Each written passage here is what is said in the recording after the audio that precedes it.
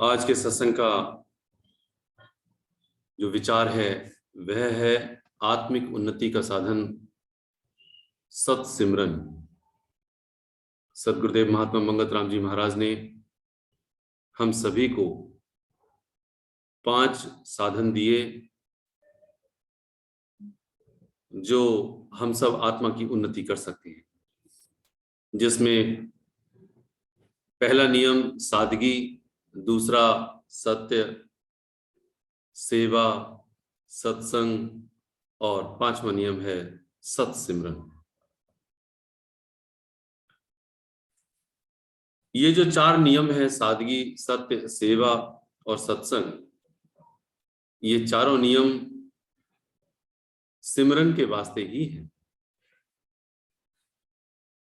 इसीलिए सदगुरुदेव महात्मा मंगत राम जी महाराज ने और सभी शास्त्र जितने भी हैं उन सभी में सिमरन की बड़ी महत्ता का गायन किया है।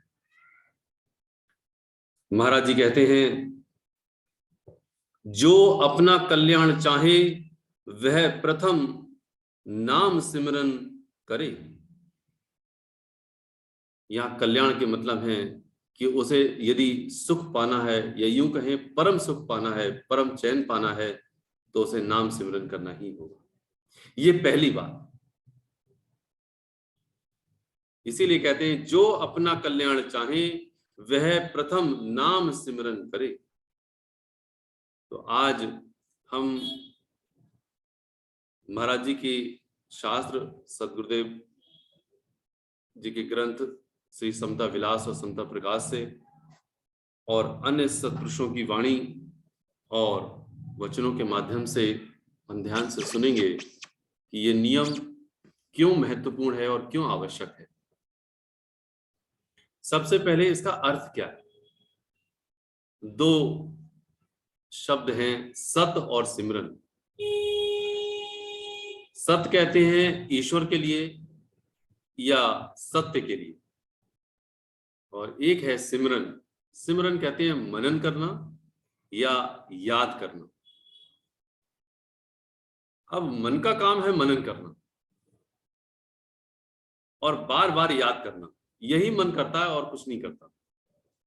लेकिन ये मन संसार को अधिक याद करता है, इसलिए ये जीव पक्का संसारी हो गया है। ये संसार अर्थात मेरा बेटा, बेटी, पत्नी, पति, माता, पिता, मेरे पड़ोसी, मेरा कुटुंब, ये सब संसार है। फिर माया है। तो इन सबको याद करता करता ये पक्का संसारी हो गया है। और चूंकि संसारी हो गया है, इसलिए इसके अंदर भय, दुख, बेचैनी, चिंता, ईर्ष्या, दूसरे की बुराई, ये सब कुछ इसके अंदर समाव है। आज मेरा हाल यह है कि मैं एक क्षण भी बगैर किसी संकल्प के रह नहीं पाता। वो संकल्प मेरा संसारी ही होता है। यदि परमात्मा का संकल्प बार बार आ रहा है, इसका मतलब है कि मेरे पुण्य जागृत हो गए हैं और मैं सही मायने में सतमार्ग का राही बन गया हूं। जब भी मन याद करता है तो 2 चीजें हैं, एक है नाम और एक है रूप। ये गुण कर्म है। जैसे अगर हम छोटा सा उदाहरण लें और समझें, मान लीजिए मेरे हाथ में यदि अमरूद है तो अमरूद नाम है और एक अमरूद का रूप है। यदि अमरूद मेरे हाथ में है तो मैं कहूंगा ये अमरूद है, और दूसरी क्षण ही मेरे लिए ये समझ आ जाएगा कि ये इसका रूप है और इसके गुण हैं। गुण क्या है? ये पेट को हाजमा देता है, या बहुत सारे गुण हो सकते हैं। तो इसका मतलब हुआ कि हर वक्त ये मन नाम रूप की कल्पना में भ्रमता ही रहता है। नाम रूप की कल्पना, यदि मेरे मन में यदि किसी के नाम, कोई मेरा मित्र है, वो नाम याद आ जाए, जैसे ही नाम याद आ जाएगा वैसे ही उसका रूप याद आ जाएगा। रूप याद आ जाएगा तो वो अच्छा है, बुरा है, उसके अंदर क्या उसकी विशेषताएं हैं, वो मेरे लिए प्रिय है, अप्रिय है, मेरा मित्र है, दुश्मन है, ये सब याद आ जाता है। और इसी कल्पना में वो दिन रात हर समय मन की कल्पित अवस्थाओं में रहता है। शास्त्र कहते हैं कि तुझे जड़ का नहीं चेतन का मनन करना चाहिए। जितना जितना तू चेतन का मनन करता जाएगा उतना उतना तेरा मन चैन में बढ़ता चला जाएगा। और जितना जितना तेरा मन इस जड़ को मनन करेगा, अर्थात इस जड़ में, इस संसार में विचरण करेगा, उतना ही तू बेचैन, तू दुखी, तू चिंता, तेरे अंदर ईर्ष्या, दुख, संताप, ये सब बढ़ते चले जाएंगे। ये पूरी त्रिगुणात्मक सृष्टि है, सतोगुणी, रजोगुणी और तमोगुणी। शास्त्र कहते हैं तू गुण का चिंतन करता है, और गुण का मतलब है कि तेरे अंदर रजोगुण की भावना प्रबल होती है, कभी तमोगुण की भावना प्रबल होती है, और कभी कभी सतोगुण की भी भावना प्रबल होती है। सतोगुण से ही ऊंची स्थिति जहां परमानंद की है वह है, लेकिन जंजीर तेरे लिए हर गुण की है, क्योंकि परमपिता परमेश्वर निर्गुण की अवस्था में है, निर्विकल्प स्थिति है। वो निर्विकल्प स्थिति है, इसीलिए वहां पर संकल्प रहित स्थिति होकर के वो कहते हैं तुझे नाम, गुण, रूप और कर्म के हर चिंतन से, हर मनन से दूर रहना होगा। जब अर्जुन को मोह हुआ तो चेतन को भूल करके वो जड़ में अपना मनन करने लगा कि ये मेरे पिता महा हैं, ये मेरे मामा हैं, ये मेरे चचेरे तहेरे भाई हैं। इसीलिए भगवान कृष्ण उसको चेतन की बात बतला रही हैं, और ये कह रहे हैं कि ये आत्म तत्व तो चेतन है, ना कभी मरा, ना उसे मारा जा सकता है, ना जल गला सकता है, ना हवा सुखा सकती है। इसलिए वो बता रहे हैं, समझा रहे हैं, तू समझ। गोस्वामी तुलसीदास जी महाराज उस वर्णन को अपनी चौपाई के माध्यम से समझाते हैं कि ईश्वर अंश जीव विनाशी, चेतन अमल सहज सुख राशि। ईश्वर का अंश है तू, तो वो जीव है जो जी रहा है, तू वो नहीं जो तू अपने आप को देह माने हुए है। अर्थात मेरा नाम यदि मनोज है तो मैं वो नहीं जो मनोज मैं अपने आप को समझ रहा हूं, मैं वो हूं जो मनोज के अंदर वह सत्ता जी रही है, अर्थात वो जीव है, उसमें जीवन है। इसलिए वो कैसी है? चेतन अमल सहज सुख राशि। वह चेतन है, चेतना है उसमें, अमल, उसमें कोई मल नहीं है, मल रहित है वो, चेतन अमल सहज सुख राशि। वो सहज ही सुख की राशि है, सुख है उसमें। और तू सुख दूसरे में ढूंढता है, तेरा सुख आज दूसरे पर निर्भर करता है, लेकिन सही मायने में तेरा सुख सहज रूप से है, तेरा सुख अंदर है, तू बाहर ढूंढ रहा है। इसीलिए सिमरन का जो महत्व है वो बताया कि तू सिमरन किसका कर? तू परमपिता परमेश्वर का कर। अब महत्व में महाराज इस बात को समझाया कि ये नियम, अर्थात यदि तू सत्सिमरन को अपनाता है तो यह नियम इंसान से देवता बनाने वाला है, नास्तिक से आस्तिक बनाने वाला है, अंधविश्वास से शुद्ध विश्वास देने वाला है, जन्म मरण से मुक्ति देने वाला है, सुख दुख में धीरज देने वाला है, चंचल मन को निश्चल करने वाला है, बुद्धि को सतधाम देने वाला है, हर कर्म जाल से छुड़ाने वाला है, तृष्णा की आग से ठंडा करने वाला है। जरा मैं विचार करके देखूं, दास हाथ जोड़ करके निवेदन करना चाहता है कि मान लीजिए कि मेरा सिमरन 10 साल से हो रहा है, 20 साल से हो रहा है, 50 साल से हो रहा है, मेरी जितनी उम्र है मैं उतनी उम्र से सिमरन कर रहा हूं, लेकिन मेरे सिमरन करने के पश्चात मेरा दुख आज भी दूर नहीं हुआ, मैं आज भी रजोगुण में या सतोगुण में फंसा हुआ हूं, तो इसका मतलब है मेरे सिमरन में कहीं कमी है। क्योंकि लोहे की जंजीर है तमोगुण, सोने की जंजीर है रजोगुण, तो हीरे की जंजीर है सतोगुण। जंजीर बांधती है बंधन में, यदि रजोगुण बंधन में बांधने वाला है तो सतोगुण भी बंधन में बांधने वाला है। मेरा बंधन आज भी यदि खड़ा हुआ है सतोगुण का, तो समझ लेना चाहिए कि कहीं ना कहीं कमी में मैं खड़ा हुआ हूं। यह निश्चित बात है कि सतोगुण के पश्चात ही वह निर्गुण अवस्था आती है, लेकिन सतोगुण में मुझे फंसना नहीं है, मैं कहीं कमी में खड़ा हूं।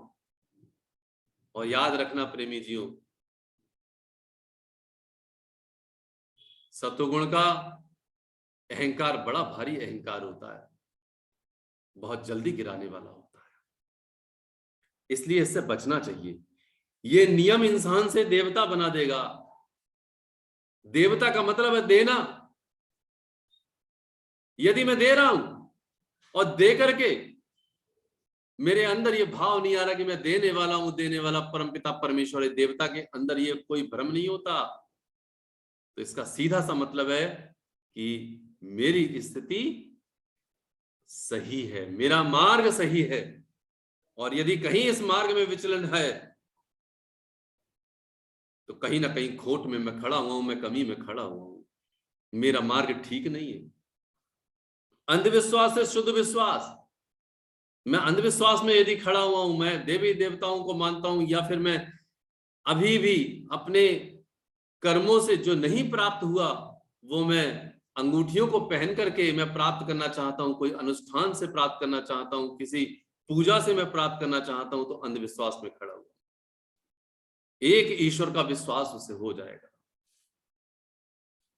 इसलिए कहते हैं वह सुख दुख में एक स्थिति रहेगी उसकी, इसलिए कहते हैं उसका मन चंचल नहीं होगा, उसका मन निश्चल हो जाएगा।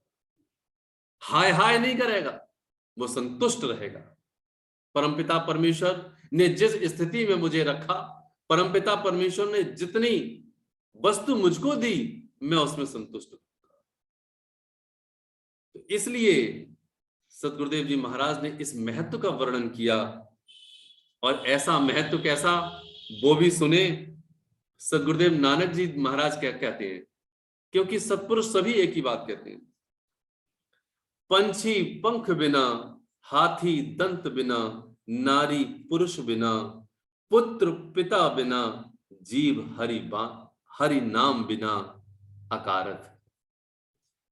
वर्णन कैसा आता है सुनिएगा, कि यदि पंछी के पंख ना हो उड़ सकता नहीं, यदि हाथी के दांत ना हो बेकार, यदि नारी का पुरुष ना हो बेकार है, ऐसे ही पुत्र का पिता ना हो, पिताहीन वह पुत्र बेकार है। ऐसे ही ये जीव यानी मैं, यदि प्रभु के नाम के बगैर मैं हूं, इसका मतलब है कि मैं कुछ भी नहीं। कैसे कुछ नहीं हूं, उसका उदाहरण सुनिए। गोस्वामी तुलसीदास जी महाराज कहते हैं, भगतहीन नर सो है कैसे, लवण बिना बहु व्यंजन जैसे। एक सब्जी बनाए आप घर पे, बड़ी बढ़िया वेजिटेबल बनी हो, उसमें तेल भी हो, मसाले भी हो, सारी चीज हो उसमें, लेकिन केवल एक चीज ना हो, क्या बोले, नमक ना डालो।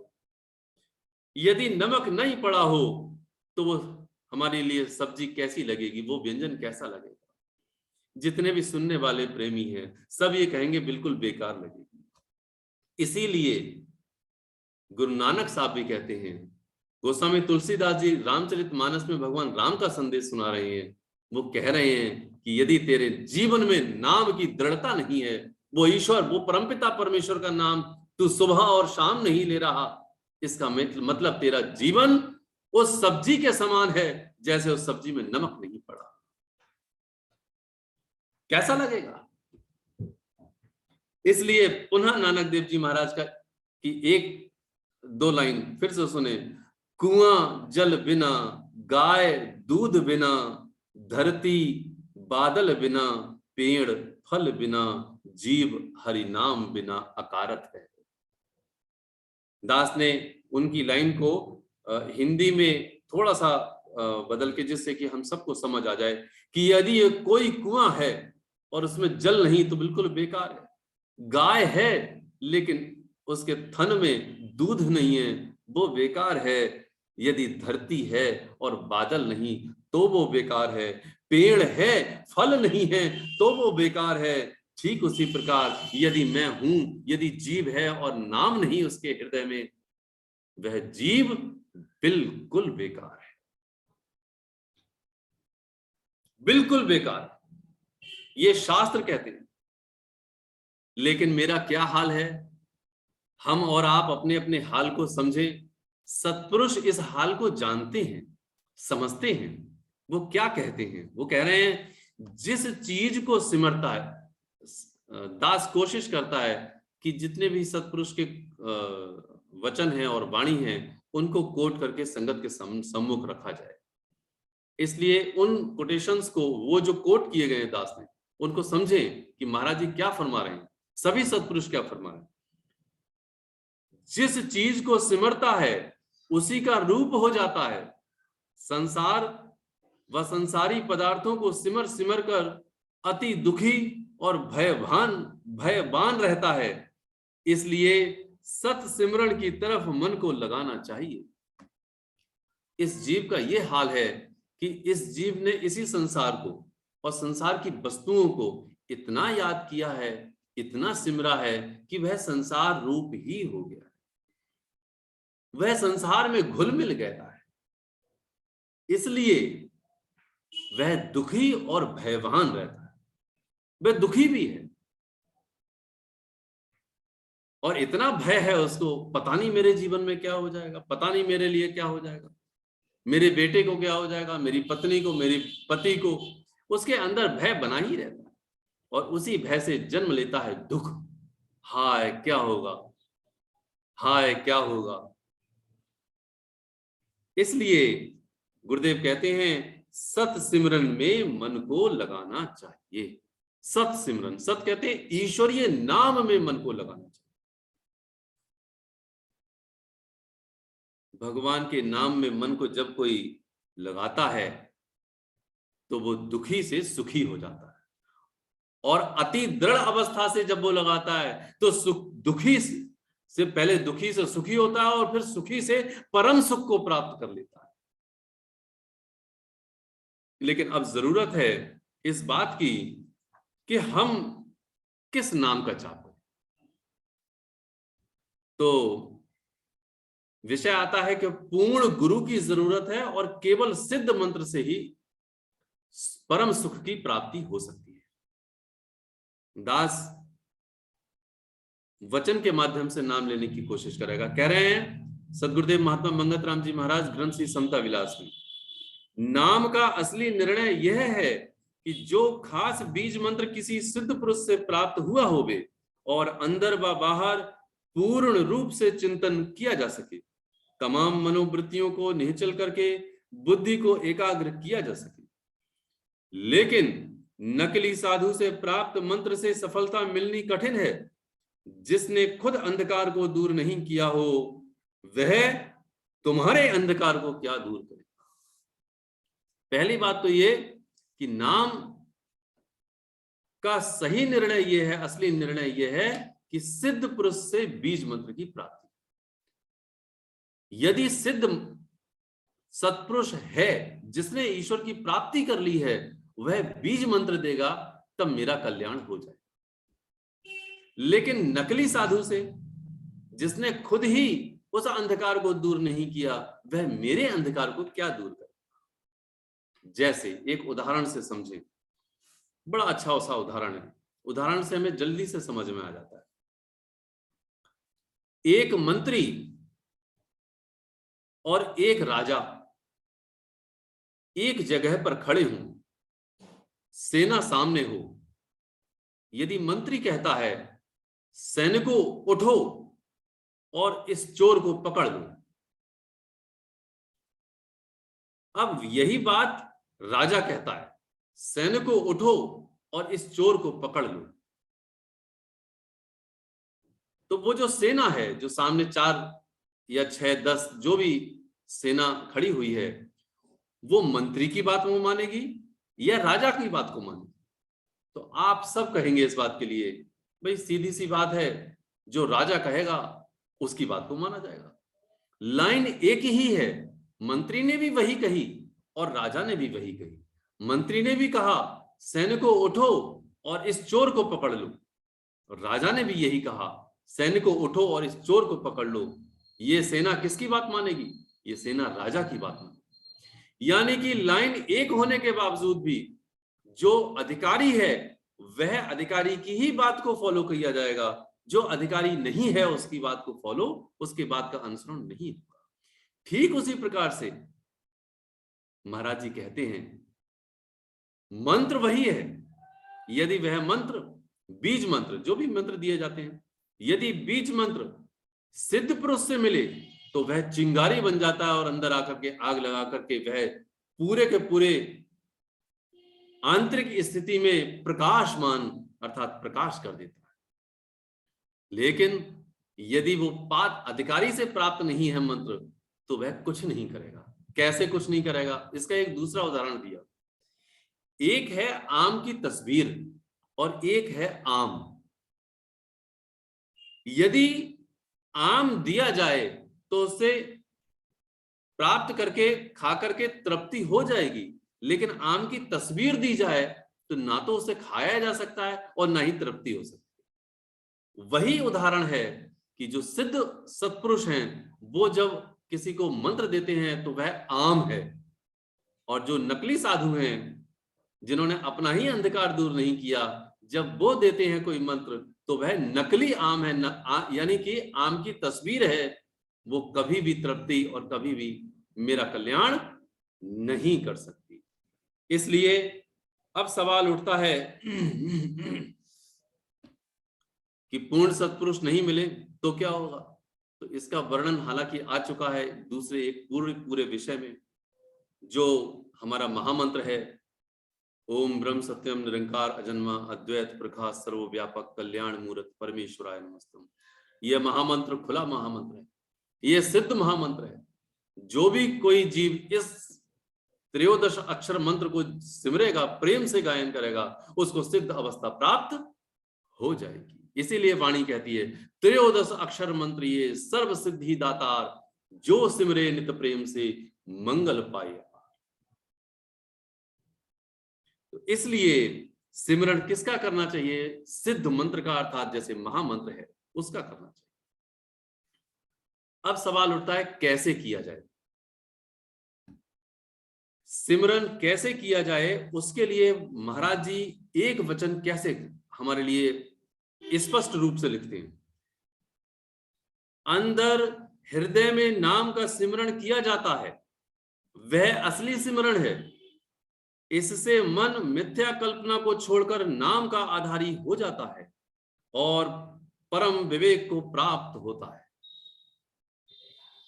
मन की भावना जैसे जैसे दृढ़ होगी त्यों त्यों मन वृत्ति रहित होकर एकाग्र हो जाता है। ऐसी हालत को प्राप्त करने की खातिर सर्वप्रथम आहार, व्यवहार और संगत पवित्र होनी चाहिए, क्योंकि मन शुद्ध होकर ही नाम आधारी हो सकता है।